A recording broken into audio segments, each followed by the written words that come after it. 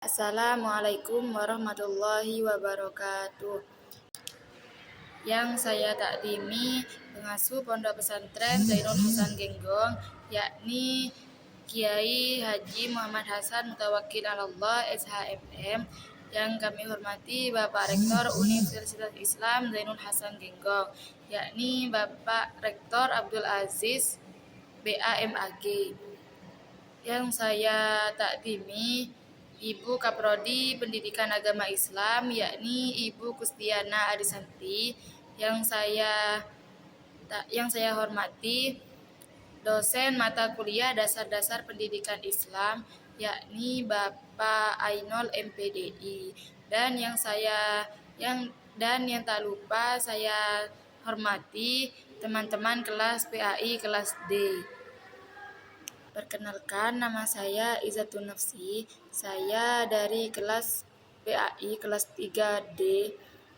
Di sini saya akan mempresentasikan tentang konsep guru dalam pendidikan Islam.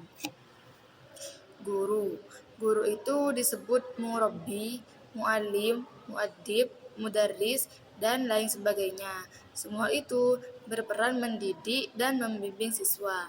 Dan guru mempunyai tanggung jawab besar mengemban ilmu, akhlak, dan spiritual anak didik. Dan guru dalam perspektif Islam. Di dalam Islam, sosok guru itu, apalagi guru agama, itu sangat strategis. Di samping mengemban misi keilmuan agar peserta didik menguasai ilmu-ilmu agama, guru juga mengemban tugas suci misi kenabian, yakni membimbing dan mengarahkan peserta didik menuju jalan Allah Subhanahu wa Ta'ala. Dengan peran strategis tersebut, tentu tidak mudah menjadi guru agama. Di samping itu, dalam melaksanakan tugasnya, guru agama akan dihadapkan pada tantangan yang tidak ringan, baik tantangan internal yang terkait dengan materi agama dan pribadi guru, ataupun tantangan eksternal, yaitu terkait dengan perhatian orang tua, lingkungan yang tidak kondusif, serta perkembangan ilmu pengetahuan dan teknologi yang melahirkan efek negatif di samping dampak positif. Itu mengenai guru dalam perspektif Islam. Assalamualaikum warahmatullahi wabarakatuh. Saya di sini sebagai pemateri kedua. Kelebihan manusia dari makhluk lainnya adalah terletak pada kemampuan akal dan pikirannya. Menurut Ibnu Khaldun, manusia adalah makhluk yang berpikir. Oleh karena itu, ia mampu melahirkan ilmu pengetahuan dan teknologi. Sifat-sifat seperti ini tidak dimiliki makhluk lainnya. Lewat kemampuan berpikir, itu manusia tidak hanya membuat kehidupannya, tetapi juga menaruh perhatian terhadap berbagai cara guna memperoleh makna hidup.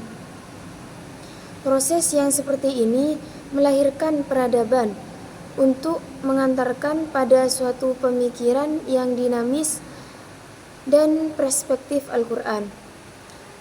Mengajarkan umat manusia untuk selalu membaca atau belajar.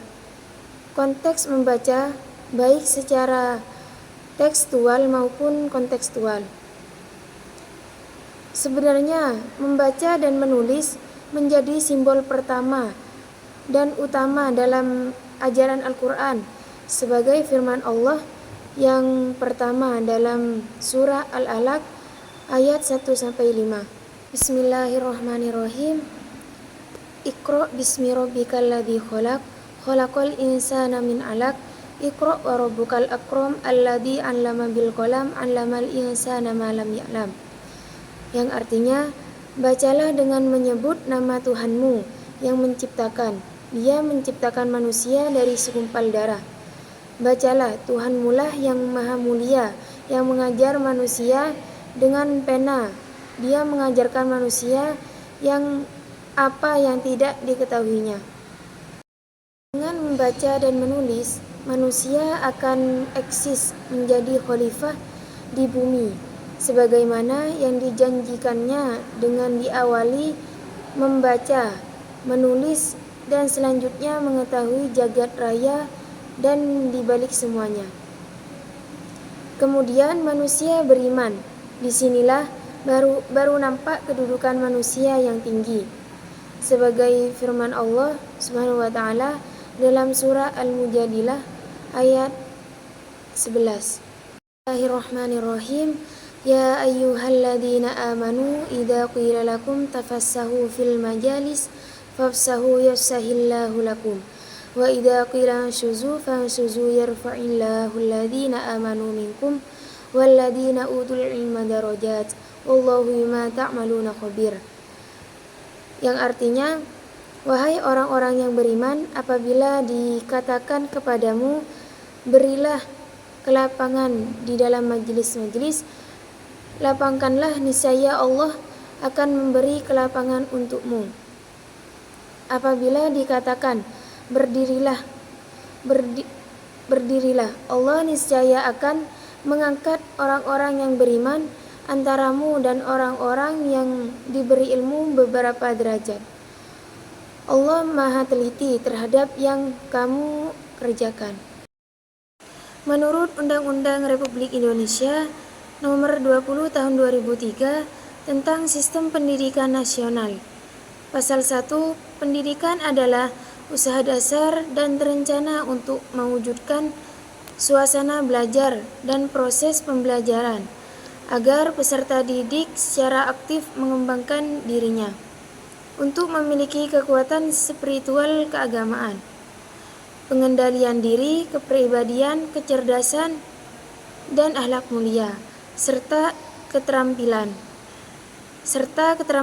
yang diperlukan dirinya, masyarakat, bangsa, dan negara. Menurut Undang-Undang Sistem Pendidikan Nasional 1989, guru termasuk tenaga kependidikan, khususnya tenaga pendidik yang bertugas membimbing, mengajar, dan melatih peserta didik. Baik, saya di sini sebagai pemateri ketiga akan menjelaskan tentang konsep-konsep guru dan pandangan para ahli, yaitu Ki Hajar Dewantara dan dari perspektif pendidikan Islam. Jadi, penelitian ini berangkat dari kenyataan bahwa Ki Hajar Dewantara adalah salah satu tokoh pendidikan yang sangat berpengaruh di Indonesia. Beliau dikenal sebagai Bapak Pendidikan Nasional dan gagasan-gagasannya sangat kental dengan semangat nasionalisme. Pemikirannya banyak membicarakan soal peran guru dalam dunia pendidikan. Menurut Ki Hajar Dewantara, guru bukan hanya sekedar orang yang mengajar di kelas, tapi juga punya tanggung jawab membimbing, memberi teladan, dan membentuk karakter muridnya.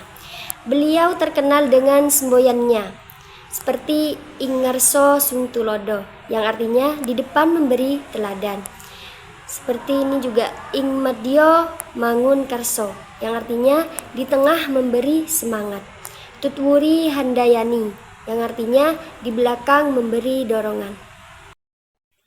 Nah, penelitian ini ingin membandingkan bagaimana konsep guru Ki Hajar Dewantara dengan konsep guru dalam pendidikan Islam.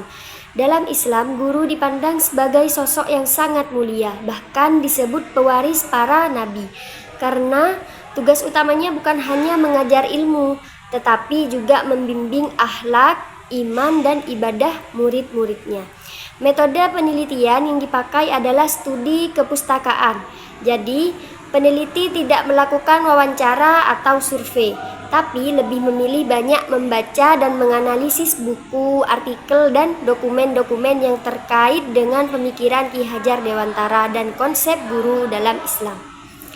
Singkatnya, penelitian ini ingin menjelaskan bagaimana pandangan Ki Hajar Dewantara tentang guru dan bagaimana pandangan Islam tentang guru. Lalu melihat apakah keduanya punya kesamaan atau perbedaan atau bisa saling melengkapi. Selanjutnya, konsep guru menurut pendidikan Islam. Dalam pandangan Islam, guru harus memiliki dua sifat utama. Yang pertama, alim, yaitu berilmu. Guru wajib punya pengetahuan yang benar, sebab tanpa ilmu ia tidak akan bisa mengajar dengan baik. Yang kedua, adil, yaitu berakhlak dan bijak. Guru harus bisa menjadi teladan, bersikap adil kepada murid-muridnya dan tidak pilih kasih, serta menunjukkan akhlak yang baik. Dalam Islam, murid bukan hanya meniru ucapan guru, tapi lebih banyak mencontoh perilaku dan akhlak guru. Karena itu, guru disebut juga sebagai pewaris para nabi. Tugasnya bukan sekedar menyampaikan ilmu, tapi juga mendidik iman dan akhlak. Jadi secara singkat, Ki Hajar Dewantara menekankan peran guru sebagai pendidik, pembimbing, teladan, dan pengasuh yang dekat dengan murid. Pendidikan Islam menjelaskan bahwa guru harus berilmu dan berakhlak, sehingga bisa diteladani dalam ucapan maupun perbuatannya. Keduanya sama-sama melihat guru bukan hanya orang yang mengajar, akan tetapi juga sosok panutan dan pembentuk karakter murid-muridnya. Untuk kesimpulan PowerPoint ini yaitu pendidikan Islam itu menekankan bahwa guru harus menjadi teladan dalam perilaku dan akhlak. Tidak hanya mengajarkan materi, guru itu berperan sebagai pembimbing yang memberikan contoh baik, dukungan yang baik, dan dorongan kepada siswa agar berkembang secara spiritual, intelektual, dan sosial. Konsep ini sejalan dengan prinsipnya Ki Hajar Dewantara yang menekankan guru sebagai pemimpin di depan, pemberi semangat di tengah, dan pendorong dari belakang. Sekian dari kelompok kami, kurang lebihnya mohon maaf. Saya akhiri. Wassalamualaikum warahmatullahi wabarakatuh.